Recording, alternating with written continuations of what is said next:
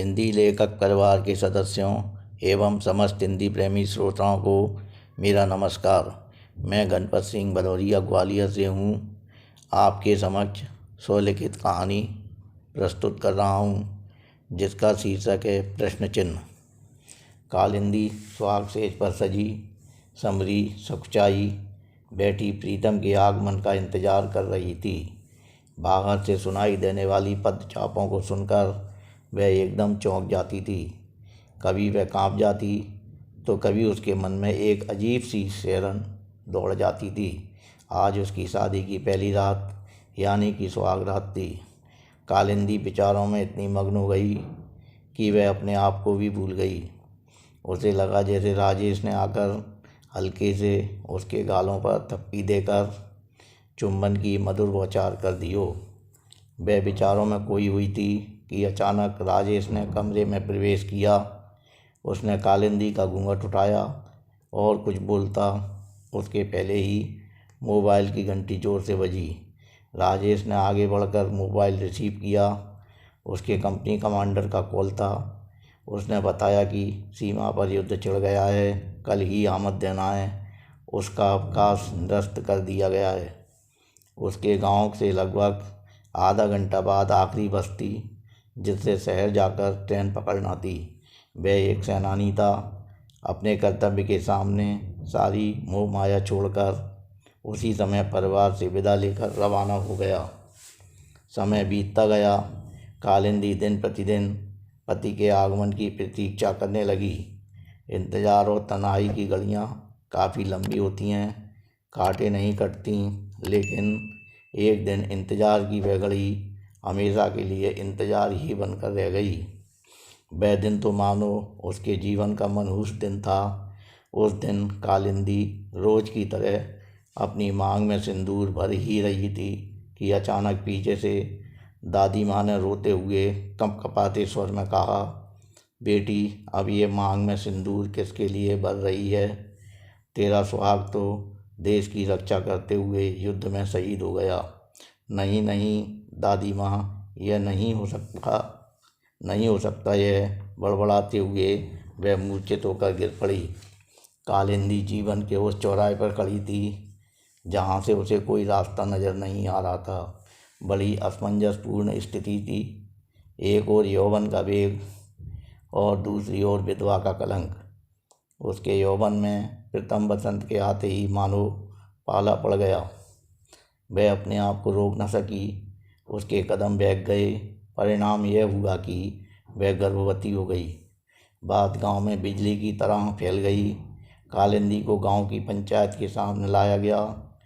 पंचायत का फैसला सुनाते हुए सरपंच साहब ने कहा, कालिंदी, गांव की पंचायत तुम्हें कभी माफ़ नहीं कर सकती। हिंदू धर्म एवं समाज की परंपरा के मुताबिक एक विधवा स्त्री को दूसरा विवाह करने का अधिकार नहीं है। लेकिन विवाह तो दूर, तुमने गांव की इज्जत और मर्यादा को कलंकित किया है। एक विधवा स्त्री का गर्भवती होना कितना बड़ा पाप है। इसलिए अच्छा यही होगा कि तुम गांव छोड़कर कहीं दूर चली जाओ, ताकि कोई भी तुम्हारे जैसी नीच, पापी और अनाचारी अबला का मुंह तक न देख सके। कालिंदी एक बार तो सरपंच साहब के ऐसे वचनों को सुनकर कांप गई। उसने काफ़ी अनुनय विनय की, लेकिन कोई असर नहीं हुआ। अंततः उसने साहस बटोरकर कह ही दिया, सरपंच साहब, नीच, पापी और अनाचारी एक निर्दोष अबला नहीं हो सकती, बल्कि यह रूढ़िवादी समाज है जो आज भी पुरानी मान्यताओं को बंदरिया के समान मरे हुए बच्चे की तरह चिपकाए हुए है। मैं समाज और धर्म के ठेकेदारों से पूछना चाहती हूँ कि क्या औरत के दिल नहीं होता? औरत क्या एक खिलौने की तरह है जो जब मन हुआ खेलकर तोड़ मरोड़ दी गई? क्या वह मनुष्य की घिनौनी आवश्यकता तक ही सीमित है? उसकी भी इच्छाएं और कामनाएं होती हैं। इतिहास साक्षी है, जब जब देश पर संकट आया है, नारी ने हमेशा धैर्यपूर्वक मर्दों का साथ दिया और आवश्यकता पड़ने पर स्वयं बलिदान भी हुई है। मैं आप लोगों से यह पूछना चाहती हूँ कि इतना सब होते हुए भी एक विधवा को मर्दों की तरह दूसरी शादी करने का अधिकार क्यों नहीं है? औरत की भी तो कुछ कामना होती हैं। कालिंदी के इतना कहते ही हड़कंप मच गया। पंचों की निगाहें नीची हो गईं। किसी के पास उसके सवाल का जवाब नहीं था।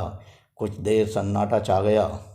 अंत में सरपंच साहब क्रोधित होकर बोले, कालिंदी, गांव की पंचायत की मानहानि कर रही है। ये अबला की इतनी हिम्मत जो पंचायत के सामने खड़े होकर समाज पर आरोप लगाए। तेरे जैसी कलंकनी को तो जीने का भी अधिकार नहीं है। क्रोध में सरपंच साहब ने बंदूक उठा ली। उन्होंने जैसे ही ट्रिगर पर हाथ बढ़ाया कि सरपंच साहब का बड़ा बेटा विक्रम सीना तान कर सामने आ खड़ा हुआ। सरपंच साहब के हाथ रुक गए। विक्रम गरज कर बोला, पिताजी, एक निर्दोष अबला पर गोली चला दागते हुए आपको शर्म नहीं आती? चलाओ बंदूक। रुक क्यों गए? शायद इसलिए कि मैं आपका बेटा हूँ। क्या आप नहीं जानते कि इसके पेट में पलने वाली जान गांव के किसी युवक की गुस्ताखी का फल है? यदि आपकी पंचायत और आपके न्याय में दम है तो उस व्यक्ति को सामने क्यों नहीं लाते?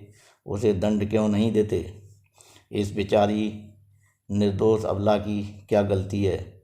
गलती तो धर्म, अंधे कानून और इस रूढ़िवादी समाज की है जो एक युवा विधवा को दूसरा विवाह करने का अधिकार नहीं देता। आज मैं सामाजिक रूढ़िवादी परंपराओं को तोड़कर पंचायत के सामने कालिंदी का हाथ थामकर शादी के लिए तैयार हूँ। साथ ही गांव के युवकों से निवेदन है कि आप सब मिलकर आगे बढ़ें और इस कुप्रथा को हमेशा के लिए उखाड़ फेंकें। सभी युवाओं ने जोरदार शब्दों में समर्थन किया। यह देख सरपंच साहब की निगाहें नीची हो गईं। विक्रम ने आगे बढ़कर कहा, पिताजी, आप चुप क्यों हो गए? दीजिए ना हम दोनों को सुखी जीवन के लिए शुभकामनाएं और आशीर्वाद। सरपंच साहब निरुत्तर हो गए थे। उनकी आंखों के सामने प्रश्न चिन्ह उभर आया। धन्यवाद। अगर आपको रचना पसंद आती है तो लाइक्स और कमेंट्स ज़रूर करें और शेयर कीजिए।